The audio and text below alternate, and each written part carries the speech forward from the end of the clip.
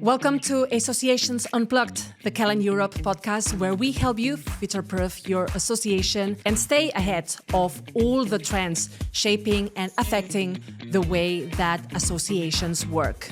I'm Ana Gumbau, and today we are having a conversation that I think it's long overdue in the association space. The geopolitical world has shifted fast and quite dramatically. A war is unfolding in the Middle East.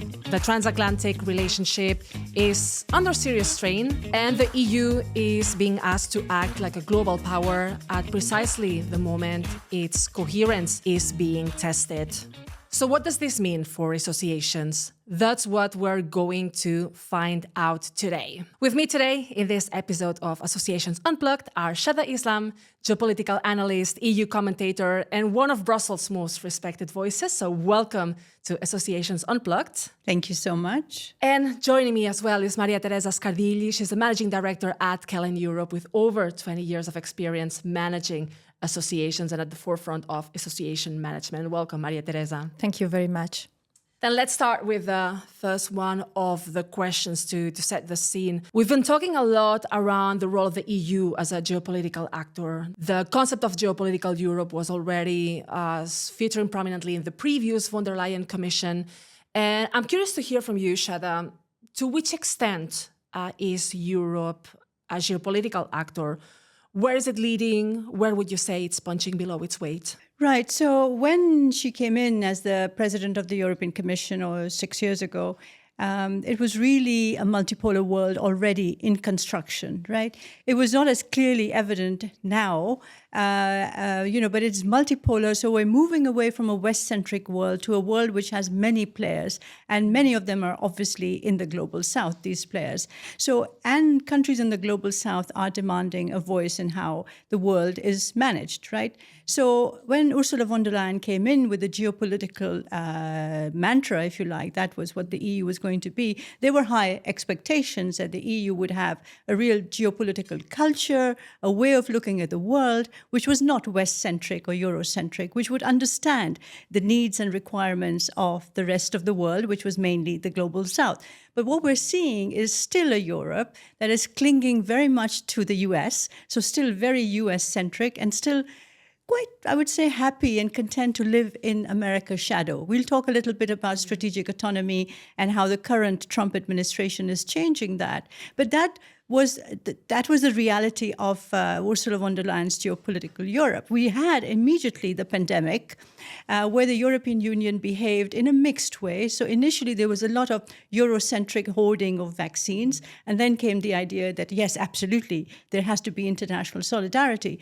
But that already gave a taste of the kind of Europe she was working on. So quite self-centered. You had Ukraine, and that, I have to say, the European Union showed its true value, which is as a guardian of the international rules-based order, a guardian of sovereignty, national sovereignty, and came immediately to the help of Ukraine. So that was a very good and strong message, which I think elevated the European Union's geopolitical standing in many parts of the world. But then what happens next? Gaza. You have Israel's conflict with Gaza, which has been universally described as a genocide. And you had a European Union that was extremely, extremely hesitant to denounce it as such. And all the rules that the EU had said and Ursula von der Leyen had said were true for Russia's invasion of Ukraine were not applied to Israel. So that led to a real reputational damage for the EU. So a geopolitical player has to be consistent. And we're seeing that now also with Iran. The illegal US-Israel attack on Iran was not condemned as such by the EU. So geopolitically, I would say its reputation on the world stage is mixed. But where the EU is important and very, very relevant is in the economic sector. And that's where I think the real geopolitics of Europe, the power, the superpower of Europe, is really through trade and business. That is what is the main kind of the single market of the European Union, the euro, our investment stability, the stability and the quality of our product, and our partnerships, our trade alliances. That's where I think the strength of Europe is still there, still persistent, and I would say still very important in a world where we're trying to diversify our partnerships. Mm-hmm. So a mixed message, really. Mm-hmm. So really not so much, let's say, the geopolitical power, but really the market power that we're still talking Very about. much market power. I think the geopolitical power is obviously compromised by the fact that we don't have an autonomous defense identity, right? We depend on NATO, which is obviously also dependent on the US. So our strategic autonomy discussions are hampered by that fact, by our, let's say, invisibility on defense, though we're trying very hard. We don't have our indigenous energy resources. We don't have indigenous critical raw materials. And we don't have the technology. We don't have the big technology, you know, the superconductors, the AI platforms that we need, access to chips. So that makes us quite vulnerable geopolitically as well. But as I said, we have a huge market, we have great consumers, and we have good quality products. So trade is really our superpower. So then moving to the association's perspective, Maria Teresa, how do you see associations tackling the current context? When you talk to, across your clients, do you see an increased urgency about everything around the geopolitical risks that we're facing at the moment? Is it still a distant conversation for associations? What can you tell me about that? Definitely is not distant at all. It's very urgent and it's very central in the way in which trade associations operate. And when I do speak with the members of the trade association, I do realize that they as a corporation mainly, they have become more resilient in the way in which they approach their supply chain or their business and the way in which they operate. But geopolitics is a clear urgency. For example, they always ask us to support them into a true industrial policy for the European Union that really foster innovation and research, that strengthened investment, but also competitiveness, and that create a level playing field amongst not only the European operators, but also any other operators that would export into the European Union. And that's very important. At the moment, what a trade association needs to do is really to adapt the way in which the trade association operates. They need to be more looking at different scenario planning, more adaptable, more flexible into the strategy that they implement. Because I think in the past 5 years, it's only maybe since 2019 that we in the trade association, we speak about geopolitics. Before, we were not even speaking about geopolitics. It was more about Europe and then transatlantic relationship.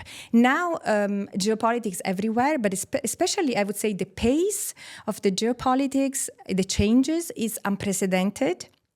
For example, if you take now the Israel and US attack on Iran and how the war is becoming more in the Middle East, I do see that there are a lot of consequences for businesses in Europe, and that my fear is that a company would be a little bit disengaged from the life of a trade association, because they really need to focus on their own business to make it thrive. So this is an opportunity for us as Secretariat to really try to show the value and be more proactive in speaking to them and say, okay, what is your problem? How can I help?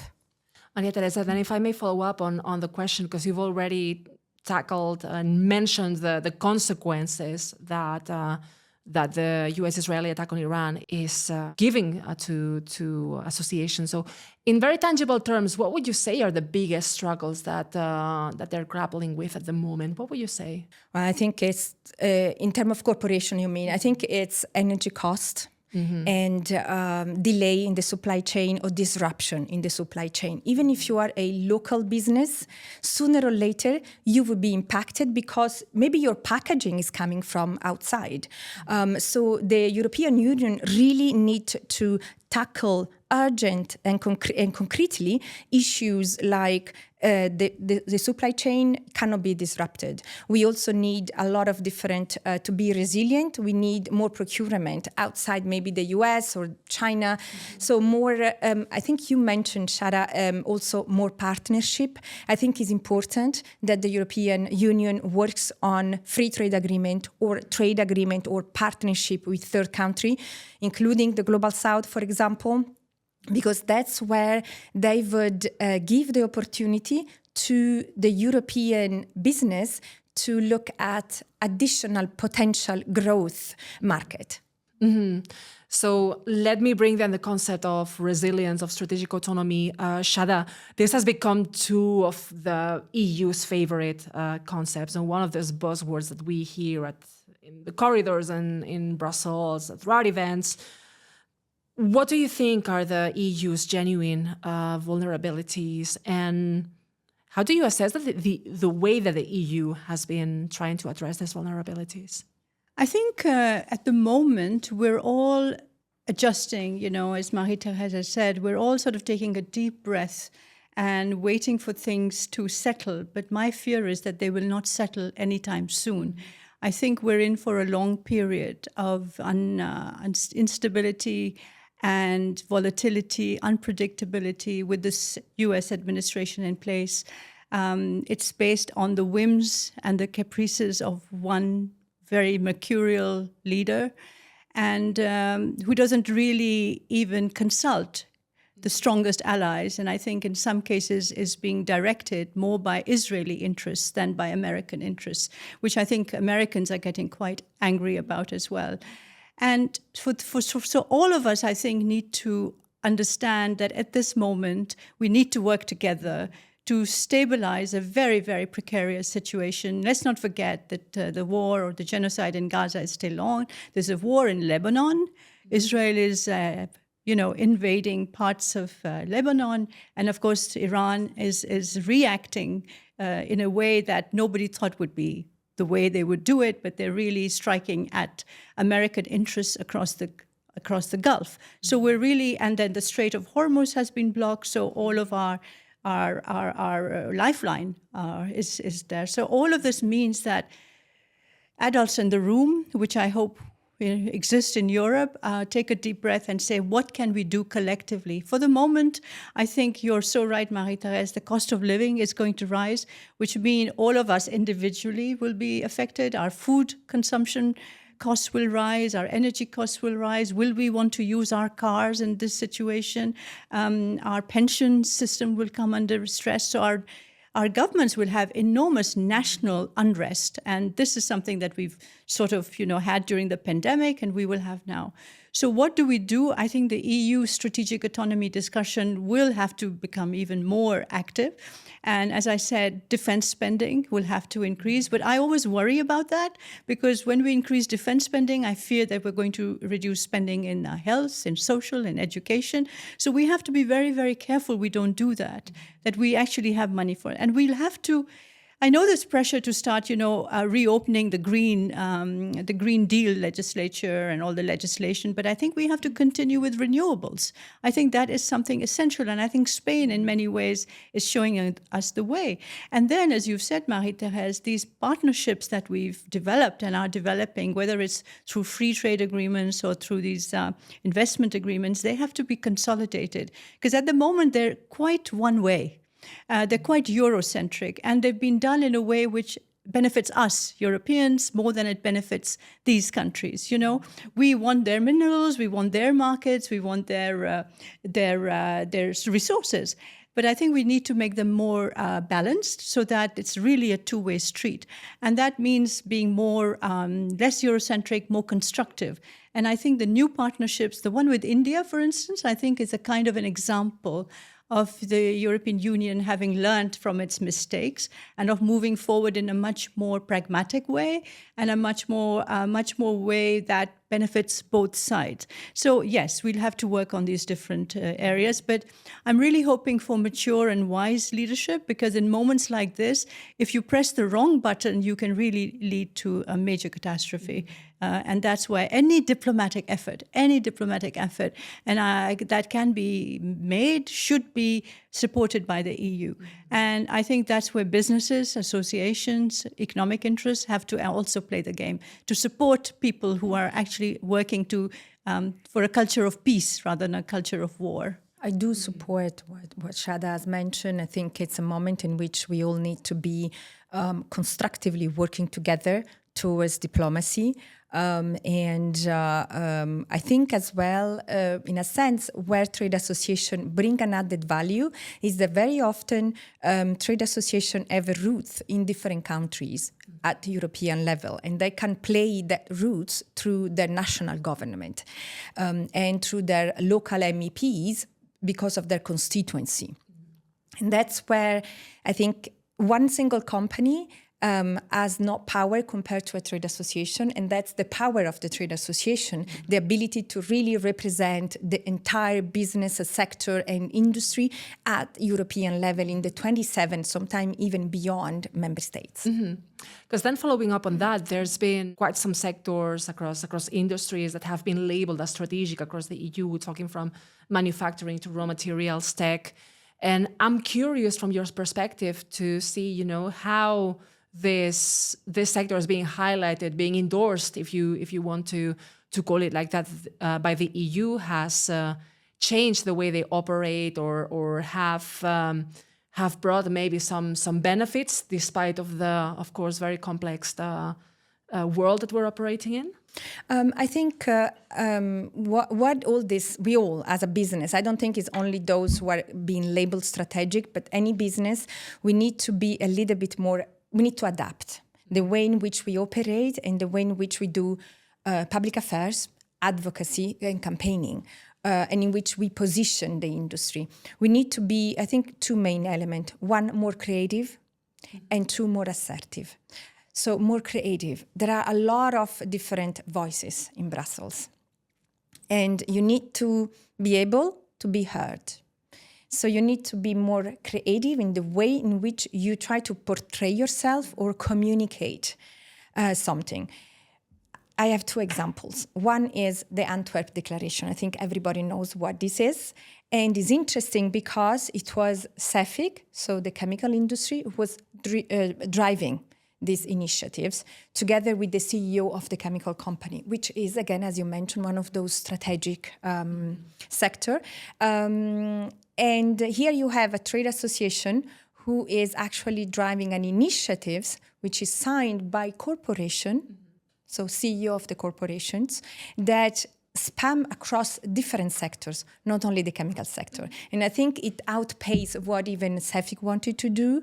But now, after 3 years, there are really a lot of sectors, 25 sectors with 1,500 CEO who have signed. So this is a play, an example of how a trade association is going beyond being the voice to really be a platform for action.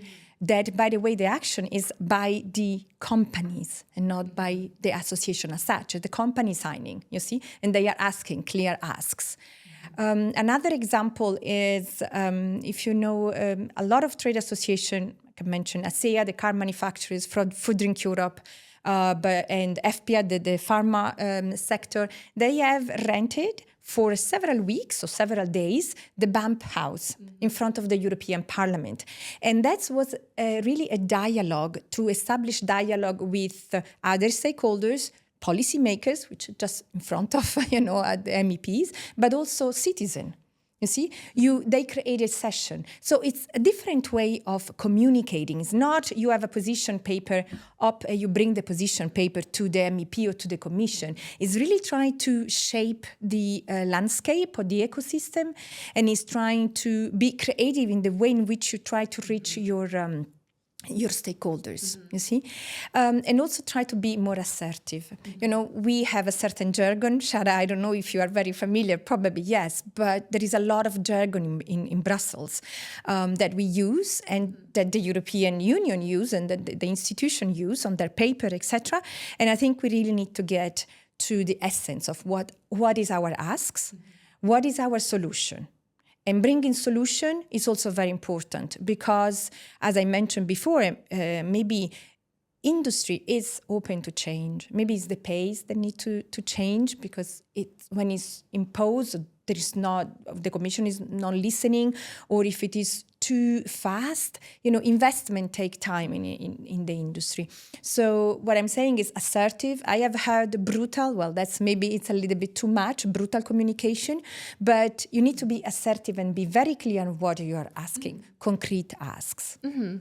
Thanks, Maria Teresa. And Shada, from your perspective, how do you see also, based on your many years of experience here in Brussels, how do you see that the traditional stakeholder engagement model has been changing in recent years? And do you see that right now, perhaps because of the several geopolitical shifts and the many crises we've been facing in just a bunch of years, has forced organizations to maybe be seeking more collaboration or seeking more creativity, perhaps, as Maria Teresa said? I'm really interested by what you said, Marie-Thérèse, because I think networks are very important, I think, and your association is obviously a network.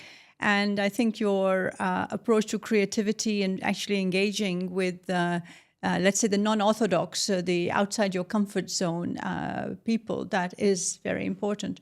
And I'm very, very heartened to hear that because, frankly, I don't think the EU institutions are doing that as much as they should.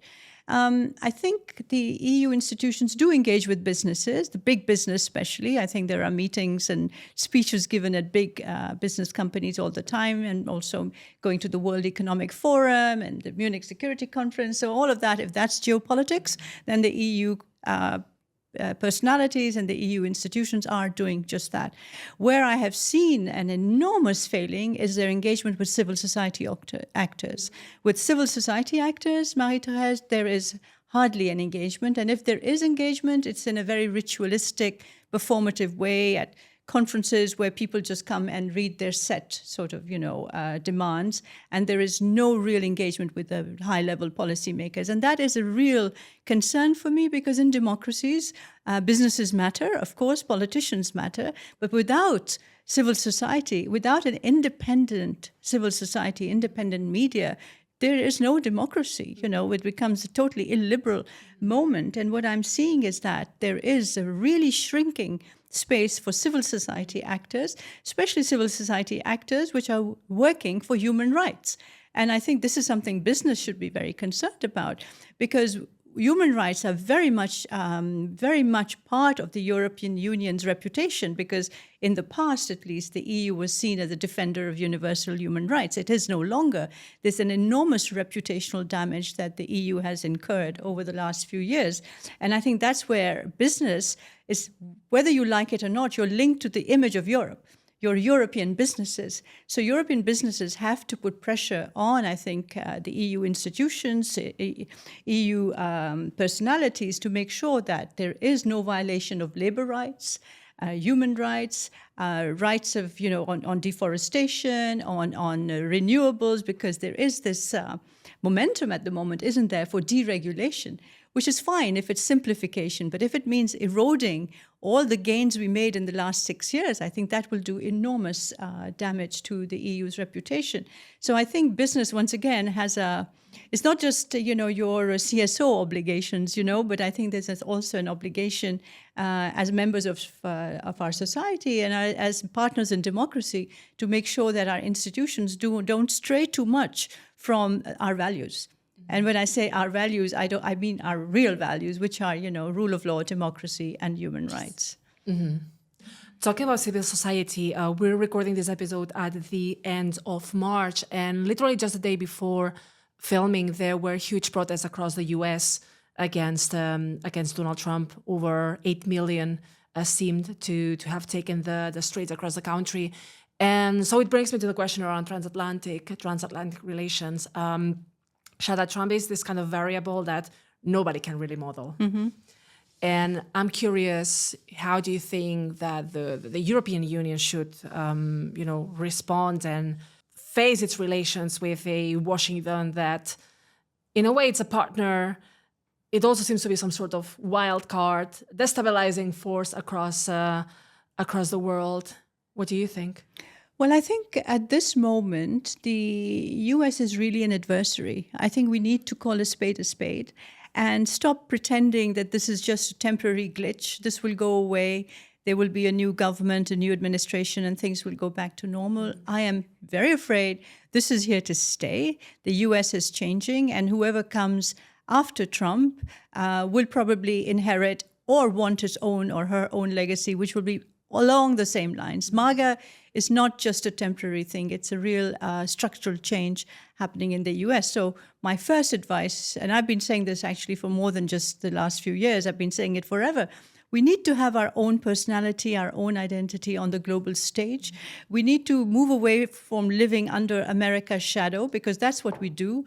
That is my experience in Asia. You know, Europeans live in America's shadow, and that has to change. We have to diversify our partnerships. We have to move beyond the like-minded comfort zone partners and move into territory which we are less familiar with, and that is why I think that conversations with China are very important. Conversations with India, South Africa, Brazil, Argentina. We're doing some of that, and I'm very happy about it, but it has to be consistent.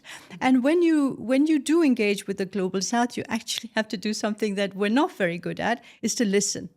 Is to listen what those countries want for their people.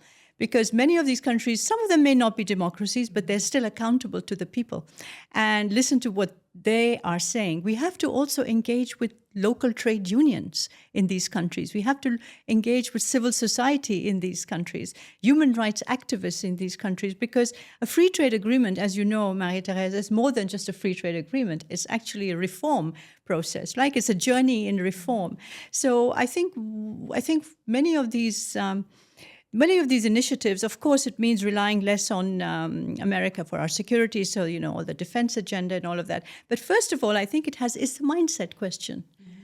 We have learned to be, over the years, subservient to America. America at the moment doesn't care about our interests. We've seen it over Greenland. We've seen it over Iran. I mean, you know, we knew from the beginning what happens in Iran will impact us much more than America. America has enough domestic energy. We're the ones who are reliant, right? And, you know, of course, we feel very insecure because the situation in Ukraine, and we need the Americans to stand up to the Russians in Ukraine.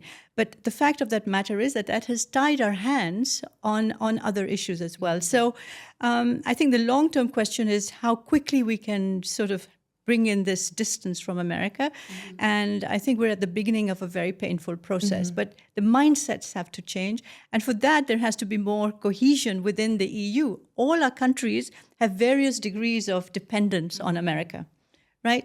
If you talk to the Baltics, you talk to Central and Eastern European countries, they're much more dependent, at least psychologically, on America than Western European countries. Mm-hmm, so there has to be that change as well. Mm-hmm. It's a long process, but we're at the start of it now. Mm-hmm. And how are associations, Maria-Teresa, managing the current transatlantic tensions? How is it affecting them in their operations, even in the way of thinking and long-term planning and vision? It is the unpredictability that the tension, the transatlantic tension, but in any case, the geopolitics overall create. It's very hard for the trade association, and it's a real risk for them to, you know, decrease revenues, decrease growth, etc. And from a long-term perspective, you know, on the transatlantic as such, I think it's more on a sectorial level. You know, there are several sectors which are affected, but you know, one sector is not another. So on that specifically, it's more about that sector speaking with the European institution than altogether. There is some alignment, but only to a certain level. Mm-hmm. But otherwise, I think in such a more geopolitical unpredictability, it is more important to look at the long-term strategy on public affairs, for example. How do you plan in advance? And that's something that you really need to do. And what we are doing as a Kellen as well is to help trade association to adapt their governance. Because at the end of the day, it's the governance which is the most important part. You need to be able to take a decision faster. You need to be able to have the decision makers within your trade association at the table when it's needed. And you need to have scenario planning so that you know exactly what are the different scenarios, and you might need to bring one scenario after another because a changing situation. You also need a system that allow you to go faster in terms of being able to look at or have the views of everybody. So as a secretariat, you need to understand what is at stake for each of the members of your trade association, for example. So all this, we are helping trade association in changing governance and in becoming more resilient so that they have a faster pace in terms of strategic planning for the future. But in a sense, it's always a nice balance between long-term positioning of your trade association and short-term agility. So it's really a question of being agile so that you can modify and adapt your strategy to a changing environment. And that's the problem. The problem is really that the environment changes so fast that what you have agreed yesterday might not be relevant anymore, and you need to change your ways. So you need to regularly review, reassess your priorities, reassess your activities to see if you have the desired impact. And if not, you need to be able to say, okay, this is not working, let's do something else. I would love to hear, how different associations may have reviewed their scenarios, how many times they've reviewed it in just the next few weeks. Maybe that's something that if someone's listening and wants to chip in, can add it on the. Definitely. Let us know on the comments. Yes. But we've discussed a few ideas. I think some of the ways that can help associations stay ahead of the curve. We've been talking about creativity. We've been talking about agility. We've been talking about collaboration. And that brings me to kind of the final sort of block of questions that I had, which is everything around, the future of the rules-based international order and the role of collaboration in it. Because essentially we're talking about, if we see the US as right now, Donald Trump saying that they don't care about the rules-based international order. And it's not the first time that I ask you this question, Shada, but I think the more time passes, the difficult it seems to be able to believe in cooperation and in collaboration in the current international order, which I know you're a staunch believer of that. I remember. How much do you believe in that right now? I remember even as a student, you asked me that question at the College of Europe all those years ago. And I think I said to you, we cannot but be collaborative, and we cannot but cooperate in such a volatile and explosive moment. I think the type of collaboration, the type of getting together to work together has to change. And that means that we have to actually move away. And once again, I say, move away from the white savior, Eurocentric approach, which means that everyone in Europe knows best and that we can go out there and teach the world. I think we have to be more humble. That has to be a strategic quality, a humility, and I think we need to listen. And this world that we're going to be in, and we already are in, is the multilateral system has crashed, right? But it's still there. The UN still operates, the UN Security Council still meets, resolutions are still passed, the WTO is still there, Human Rights Council still meets. The only thing that's happened is that we've lost power over them, and we've lost our credibility because of that power, but they still work. So we have to re-endow them with a certain degree of credibility. And that means we have to start following what we preach. The rules-based order is what was Europe's leitmotif, right? It was the mantra we went to the world with, the rules-based order. And now we say, well, when it comes to friends and allies, well, rules-based order perhaps doesn't really apply. When the world hears this, I can tell you, the world hears this and it says well, this is selective outrage. This is selective application of human rights and law. So we have to be consistent. So when we go into these partnerships, people are expecting predictability, they're expecting consistency, and they're expecting us to learn. The other thing with our multilateral order today, which I think associations will have to get used to, is a lot is happening outside the formal frameworks. So a lot is happening in minilateralism, coalitions working together, selective issue-based coalitions working together. There's also climate cooperation working outside, health working outside. So associations will have to be agile and adapt to, yes, do things within the formal frameworks, WTO, etc., but also outside the formal spaces. And, there will always be rivalry, but they can be constructive rivalry. So it doesn't mean fighting between China and the US, for instance, rivalry doesn't have to be a zero-sum game. You know, over the last few years, I think we've sort of brought ourselves into this war mindset, you know, that everything ends up in conflict. Well, everything ends up in conflict because people are not engaging in diplomacy. We as Europeans were meant to be the diplomats par excellence. You know, we were supposed to manage conflict, and we haven't shown that we can, right? So I think the new world that is opening up there, Europe can still have a place in it. It can even thrive in it, but it will actually have to change the way it works at the moment. And that, coming back to your question, means distancing ourselves from the MAGA movement in America and working on the basis of our own powers of compromise and negotiation, which we do amongst ourselves all the time. We should be actually doing with others outside our little comfort zone. Thanks, Shada. And if we look at the associations model, at the end of the day, it's a bet on collaboration, right? Sometimes you have companies who have competing commercial interests, who are competing against each other, but betting into the power of collaboration for a greater good for an industry. So Maria Teresa, do you think that this current model of collaboration, do you feel it is being challenged right now, or is it more necessary than ever? Oh, definitely is more necessary than ever before. Clearly, the association, I like your approach, is a bed of collaboration. This is true. But from being a forum of alignment, where, you know, companies get together to align within the remit of competition law, of course, their views in order to then defend their interests or, you know, defend or put forward the benefit of the sector. Now it's really looking at becoming an agile platform for actions. Mm-hmm. So members are asking trade association to support in doing action, initiatives, being proactive and shaping the agenda as well of the European Union. And I think they do understand that diplomacy is very important, but we have seen that the power politics is becoming also more important. So we need, as a trade association, to really adapt the way in which we operate to become something more stronger, to support better the resilience of the members, the corporations that are part of our trade association.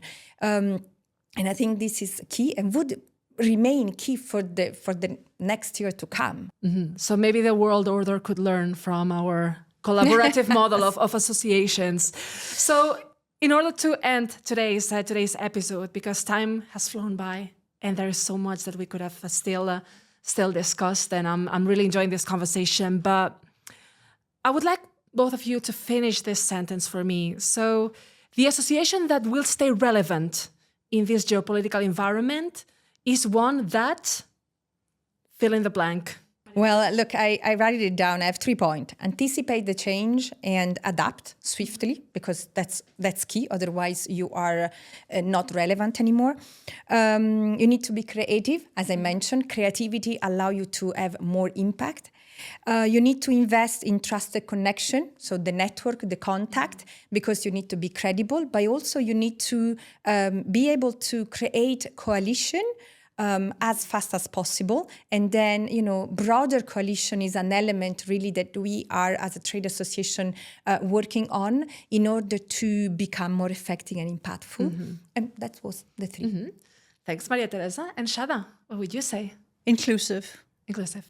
I think in the future, those who are inclusive, who think of the other, don't lose their self-interest, but also take the interests of others into account, who bring in the less visible communities, the racialized communities, more women, more LGBTQI+,